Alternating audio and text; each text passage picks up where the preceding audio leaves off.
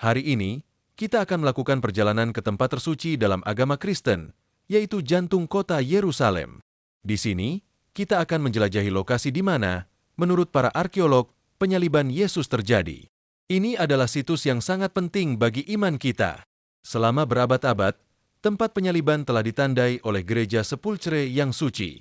Gereja ini menjadi tujuan abadi bagi banyak peziarah setiap hari. Mirip dengan prosesi pendeta yang hikmat, sekarang kita juga akan memulai ziarah spiritual ke tempat suci ini. Kita melangkah melalui ambang pintu suci gereja.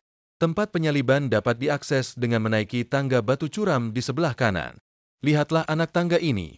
Anak tangga ini telah dipakai dari waktu ke waktu oleh banyak peziarah yang menjadi saksi pengabdian yang mengalir di sini hari demi hari.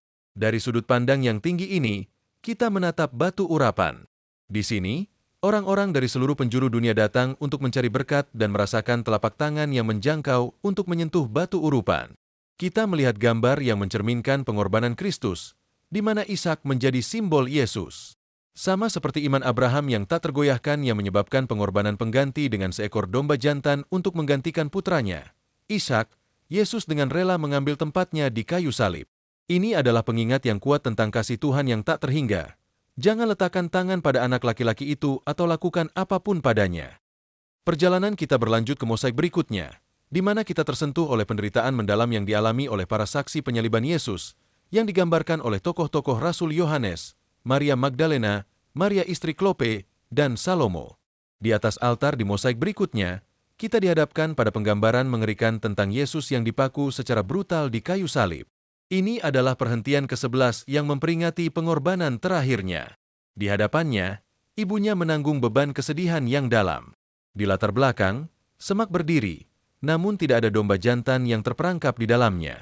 Ini adalah kontras yang disengaja dengan lukisan sebelumnya, di mana Abraham, dalam tindakan iman, menyelamatkan putranya dan mengorbankan seekor domba jantan sebagai gantinya. Seniman bermaksud menyampaikan pesan yang kuat.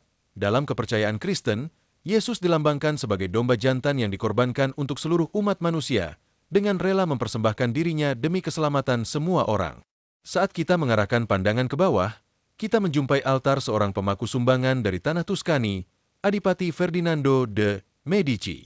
Sekarang, kita berdiri di tengah barisan peziarah di depan perhentian ke-12 yang sakral, tempat Yesus mati di kayu salib. Seorang pendeta memastikan bahwa setiap peziarah memberikan tempat mereka kepada yang berikutnya setelah beberapa saat merenung. Di sebelah kanan kita, terdapat patung Madonna yang berduka. Hatinya tertusuk belati. Patung ini dipersembahkan sebagai hadiah oleh Ratu Portugis Maria I pada tahun 1778. Belati di hati Madonna melambangkan kata-kata nubuat Simeon dari narasi masa kecil, dan senjata itu akan menembus jiwamu, sehingga pikiran banyak hati dapat terungkap. Kita sekarang berdiri tepat di depan perhentian ke-12 yang suci. Barisan peziarah yang hikmat menunggu giliran mereka untuk datang ke tanah suci ini, berlutut dan berdoa, meskipun hanya sesaat. Dengan setiap gerakan pengabdian, mereka mengakui penderitaan mendalam yang ditanggung oleh Yesus. Di bawah altar, terdapat piring perak dengan bukaan bundar yang memungkinkan para peziarah untuk menyentuh batu Tuhan itu sendiri. Di kedua sisi altar, di bawah plat kaca transparan, batu Golgota yang terbuka berdiri sebagai simbol yang tak tergoyahkan dari sejarah suci yang terjalin di tempat ini. Mendominasi ruang di belakang altar, kita melihat Kristus di tengah penyalibannya.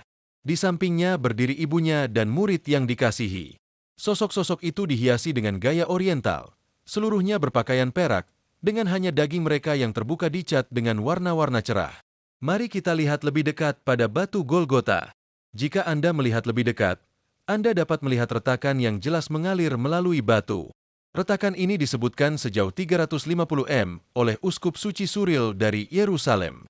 Ini mengingatkan kita pada kata-kata dari Injil Matius yang mengatakan, pada saat itu juga tirai bait suci terbelah dua dari atas sampai ke bawah, bumi berguncang dan batu-batu terbelah.